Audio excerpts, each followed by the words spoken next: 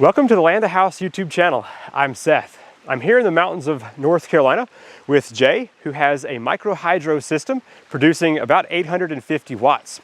He has been through a lot of trial and error here and wants to kind of give you some updates on his system to tell you things that have worked and things that haven't worked. So I'm going to hand the mic over to him and we're going to walk through his system, and he's going to give you in detail all the things that he either has found to work well or needs to be improved, or whatever else he has to say. So, all right, let's get to it. Here's my intake.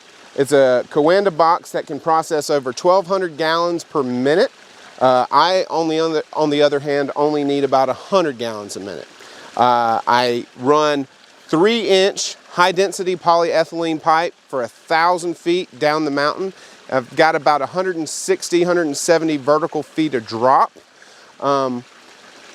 The significance about the intake is how far it is away from the house. I couldn't be more happy with this system. I literally just leave it. I didn't come up here all summer. During the leaf fall this year, I didn't come up here at all. It is self-cleaning. As you can see, there will be a little samarais from the poplar trees, which we are surrounded by poplars, and it's chock full of leaves, but it's not on the screen. I get the right amount of water that I need all the time. Lesson that I did learn from other YouTubers and people like Seth is invest big on your intake system. Don't skimp, spend the time and your effort and do it right. So that's what I did here. I got about a half a dozen of 6x6 timbers. They're all pressure treated. I probably should have went cedar, but with the price of lumber, whenever I put this system in, there was just no way that was in the budget. I did not put in the pond liner to begin with because I didn't think that I needed it. I did. So a few months into the system, I noticed that water wasn't coming over, it was coming everywhere but. So I put the pond liner in, and now we have continual flow of water over the system. I haven't had to dig out any silt or sediment yet.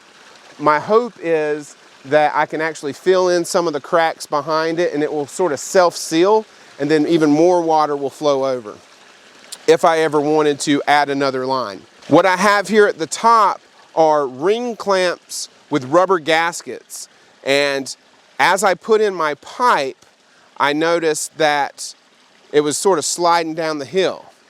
Lo and behold, whenever I had rolled it out, I let the sun straighten it out because it comes in a roll. And then as water started flowing through it, it cooled the pipe down. Well, the pipe contracted and it pulled it away from the Coanda screen. So at various locations up here at the top, I have rubber gaskets that are kind of holding it, and I have like 2 and 1 foot little system connections up here at the top, including this PVC connection. I think over 1,000 feet, I've probably shrunk 10 feet, 12 feet, which is significant along the way. It's also good to have these rubber clamps so that if you ever have a tree go down or anything else happen to your pipe, you can cut it, put it together, and it should work as long as your PSI isn't gonna blow it out. And for the first little ways down the mountain, I'd say you're good to go up to about 40 PSI. After that, probably gonna need something bigger. Another idea that I just came up with today was I was in the hardware store and I noticed that there's a pond foam sealer. So as I was building my dam up, water was still flowing around in various locations and especially underneath. I could have used that pond sealer and sealed all the edges around my dam here and potentially have done, myself a favor in regards to directing water where I want it to go. I think if anyone has a micro hydro system, their intake is going to be a lot more important than what they think it will be. You have enough to worry about on a day-to-day basis. You do not want to have to come up here continually, bi-weekly, every week, just to clean out your filter. And we get a lot of gully washers that come down here. I'm saying you can take a kayak down this mountain, and you see what my flow is now. But it is important that you put angle iron in, you tap con your 6x6s in, You put rebar through. Just overbuild it as much as you can, because believe me, the rain will come and it will wash away. Regarding site surveying, it's very difficult to find the perfect location for your intake, hence the dam. A lot of folks like Seth can have a nice rock feature that'll flow right down into a culvert. I did not. I had to engineer one so that I could get my maximum length and height from my penstock, so that by the time the water hits the turbines, it's as powerful as possible. The sediment buildup here is essential over the long haul. Whenever I first built my system in, I didn't have my pond liner, and I thought that the sediment would fill in the cracks quicker than what it did. It didn't. Now my hope is that around the pond liner, places where the pond liner kind of goes up the side and water can come in underneath, that sediment will build up and fill in those gaps, and eventually more and more water will flow over the coanda and down to my turbines. Although not much more, because I'm running at full capacity right now. Whenever you're installing your penstock, you're going to be on your hands and knees.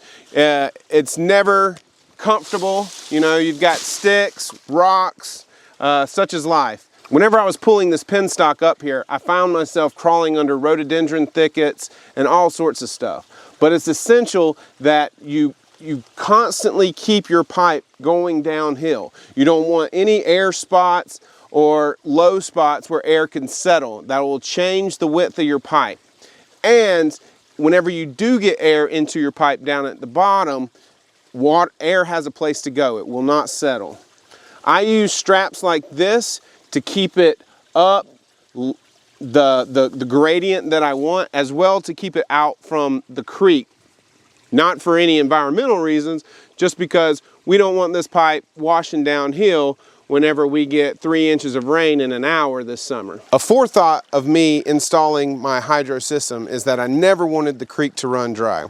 We are now in the middle of November, which is our dry season, our fire season up here, and we've still got close to 50, 60 gallons a minute flowing through the stream naturally.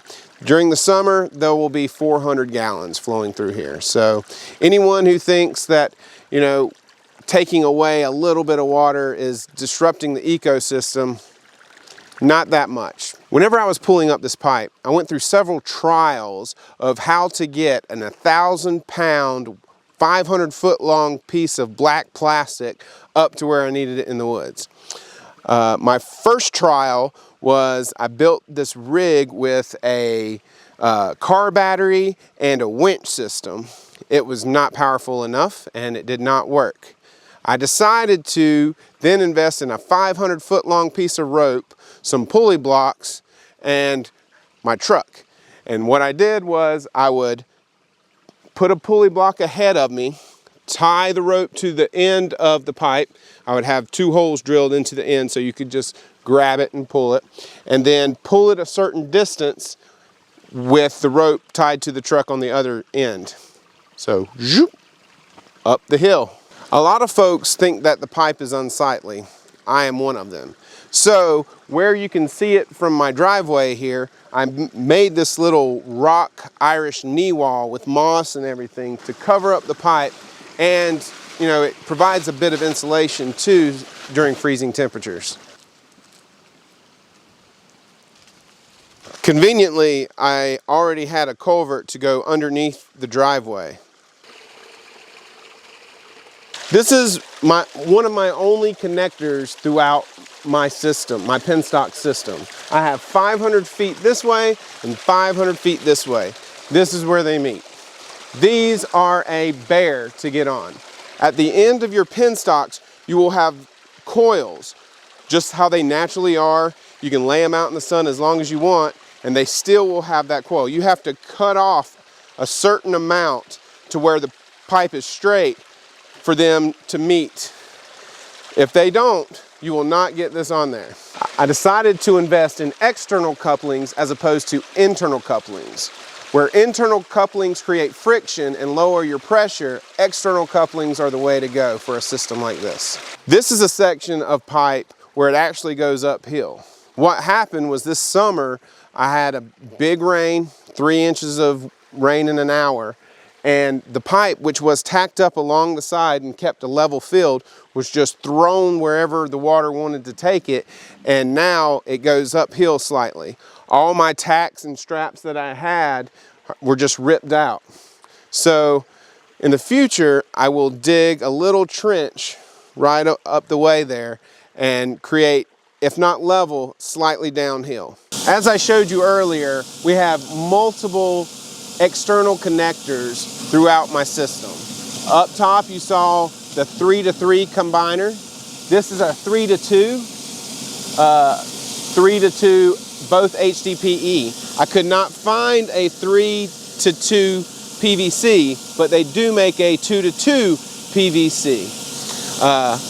Hindsight, if I would have changed things, I would have probably have moved this system closer.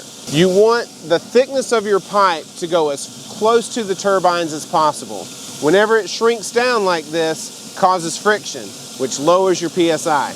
Another word to the wise, when you're installing your pressure gauge, install your pressure gauge as close to the turbines as possible. Because I've installed it up here, these joints create friction along the way, which would make my pressure slightly different. It may be only 2 or 3 or 5 PSI, but every little bit counts whenever we're talking micro hydro. Another example or lesson that I have learned, whenever you have the PVC ball valves, they don't work that well. They will, if you do not use them weekly, they will lock up on you. A little bit of sediment will get into the ball valve and it will really just jam up. These solid brass 2-inch valves are a way to go. I have one here which shut off my turbine, and I have one down here that I use for a clean out.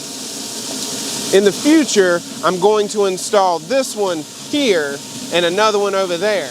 That way, if I need to work on a turbine, I can just cut one off and then the other turbine continues.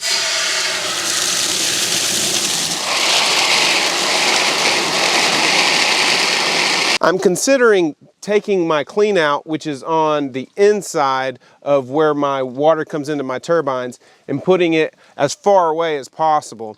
I feel that this joint right here creates a lot of needless friction in the water line and would be better suited on the other side of the system.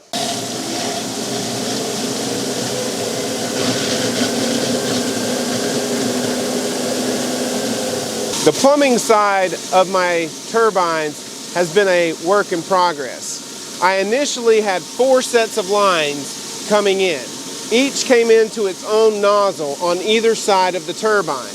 However, I wasn't getting enough efficiency out of it, i.e., I could use more water if I had more lines. The way I'm doing this now is, this is a 2-inch line, that's a 2-inch line.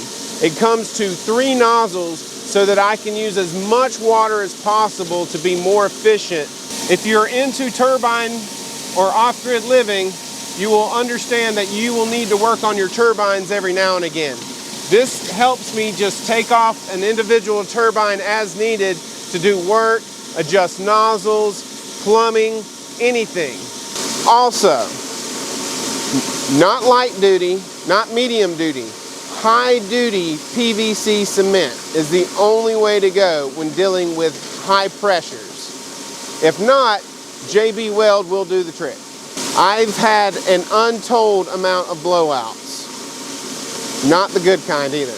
I have 2 PMAs, permanent magnet alternators. I just call them turbines. And they are connected by individual electrical lines, which are 10-2 that run from here all the way to the house. The run is about 200 feet, so there might be a little bit of loss in the line, but not a lot. Each turbine has 3 nozzles. All 3 are 1/4-inch nozzles.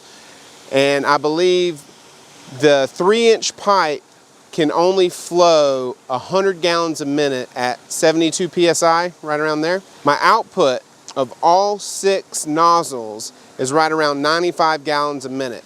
So I'm running about as efficient as possible. Note to those who are interested in a micro hydro system, use rock wool insulation. It helps with sound. Rock wool is also water resistant, meaning that once it gets soaked, once it dries out, it's still good to go. And even if it is soaked, unlike fiberglass, which will just crumble into nothing, it actually holds its shape. So this is my turbine system. You saw the intake. This is where the power is made. 1,000 feet away, 160 vertical feet up, water comes down and comes through a small nozzle and hits my spoon. My turbines here are producing AC current. We're sending that through 10 gauge wire 200 feet through the house, to the house. That's necessary because DC current drops over a certain amount of distance significantly.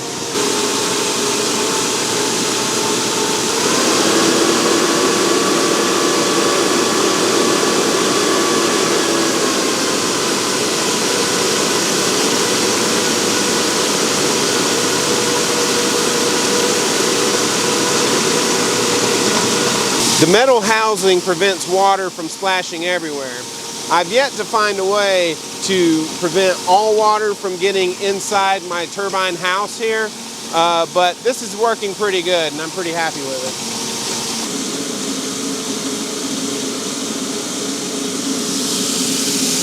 So one lesson learned about your turbine house, bigger than what you think it would be. So if I wanted to use all 4 nozzles, I would have to have pipe to come all the way around. Each one of these tight 90-degree joints creates friction. Friction lowers your pressure. So what I would do if I could go back and change things, and I might do this in the future, is build a bigger house and each line that comes in has a big swoop to it. And that would limit the amount of friction created and would create more pressure overall.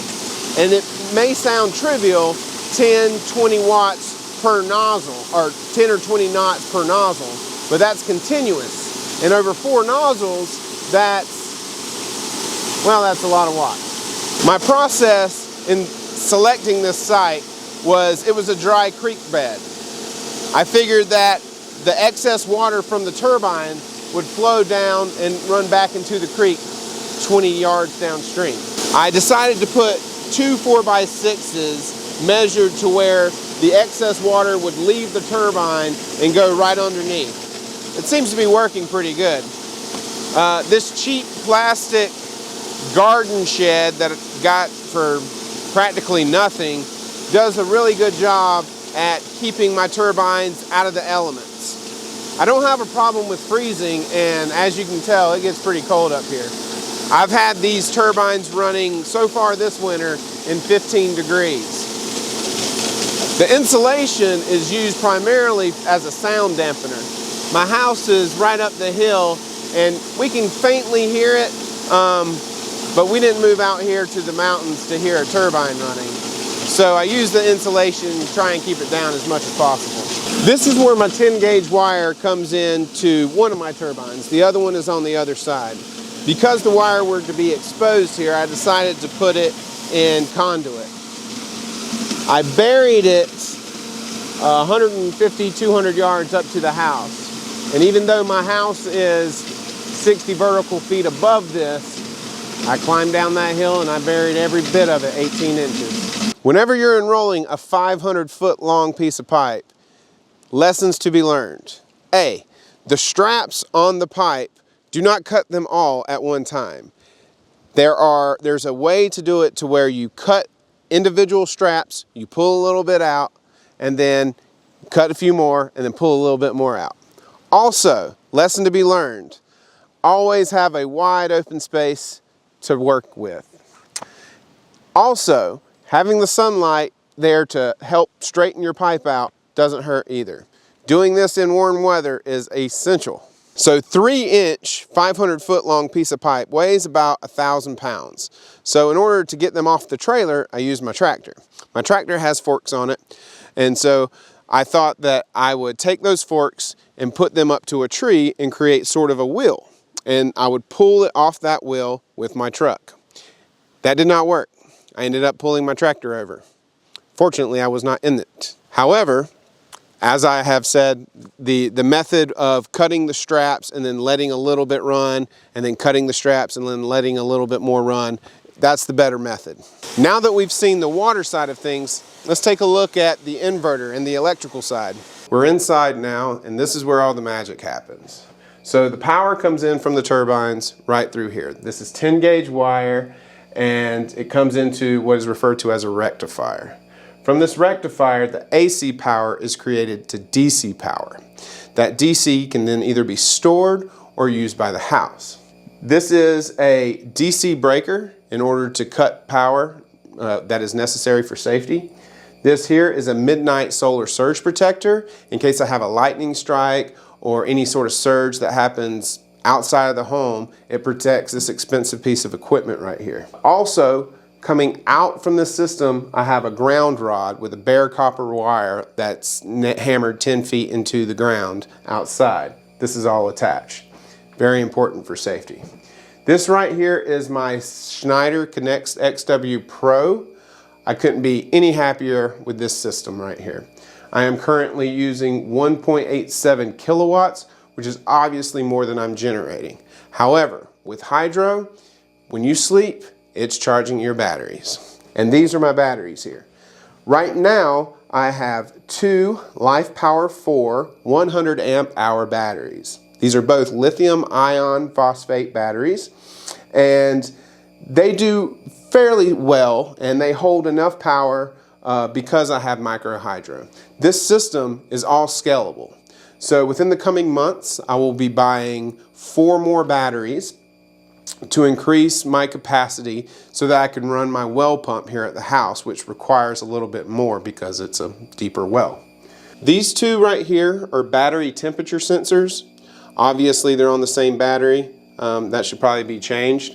However, these little wires right here, those go to a Connect battery monitor. They tell me what percentage my battery is, what the battery temp is, also what the volts coming out are, and what the life expectancy of my battery will be. These batteries should give me well over 10 years, hopefully 15 years of life.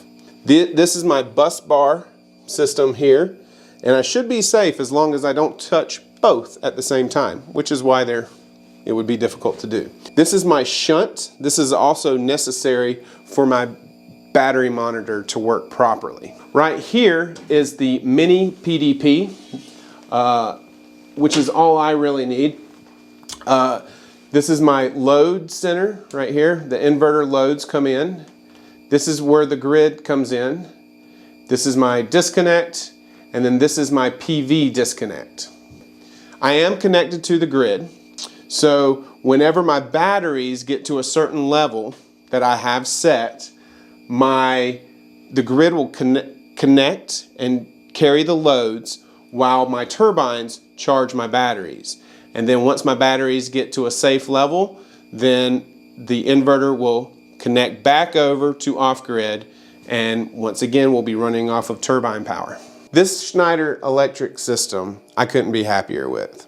A lot of folks kind of talk crap about them online because of their customer service over the years. I can honestly tell you, I've had this system probably 4 months now up and running, and I've had 2 issues with it. One, I couldn't get the grid to connect. My fault, wiring. Should have read the manual first. Second, I had a tough time getting my Insight Home, which is how you interface with this system, loaded. Each time I called them, they got a case number going and they were on it that day. They did the best that they could, and I really have no complaints. Grade A, good job. As a caveat, I'm not an electrician. And before I started designing this system or putting the system in, I told myself I would never do electrical work. However, I live where electricians don't. So I became I became better of an electrician than I was. So whenever you're hooking up this panel, you have your PDP down here. Your PDP is your power distribution panel. This is your load center. So everything comes in and out of here. So from your main panel, what your grid is, I have 2 wires on a 50 amp breaker down at the bottom of the panel. They're double pole breaker. Those 2 wires come and they connect in here. Then we have a 3 wire, which is 2 hots and a neutral, come from here to my load center, which is on the other side of the house. It's just the way it had to work. I also have multiple grounds throughout the system. These panels are grounded not only to themselves, but also to the grounding rod outside. This battery monitor checks this rat nest of wires down here and basically lets me know how my batteries are doing throughout the day. We're at 51.2% now at 52 volts, which is not bad considering we're halfway through the day. Tonight, these batteries will charge back up and be around 70%. It's a little low right now because we're running the heat in the house, but normally if the furnace isn't on, the batteries are full at all times. Right here is my power flow monitor. My house is currently using about 1.1 kilowatts and my batteries are producing 0.5 of that. I can also keep an eye on the individual components of my Schneider system. Right here is my inverter. I can change configurations to it as needed through this interface. Right here's the charge controller and the battery monitor. I do all of my configurations through the computer here. This Schneider system is actually the second inverter system that I've owned. Before this one, I had a grow watt system that I just wasn't happy with. It wasn't working the way I wanted it to. A benefit with the Schneider system here is I believe it runs 50 watts, runs this entire system. I believe professionals call these parasitic loads. The grow watt had a 150 watt parasitic load. At all times, it was running 150 watt. This runs 50, which is super beneficial whenever you're talking about continuous wattage, and then the fact that with a micro hydro system, you're not producing kilowatts, you're producing watts, which is beneficial. And this is my complete off-grid system setup. This right here is my panel box. I also have a midnight solar charge protector on my AC side of the load as well. In case lightning hits a line somewhere not here, my loads are protected as well as my inverter, because my inverter is connected to the grid side because I am not completely off grid. This is my pretty panel. This is my 40-year-old panel.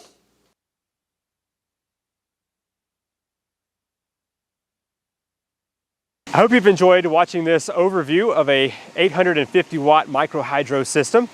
Like I said at the beginning of the video, this is sponsored by Langstons Alternative Power. So if you are looking to install your own micro hydro system, I'll have a link to his website in the description down below.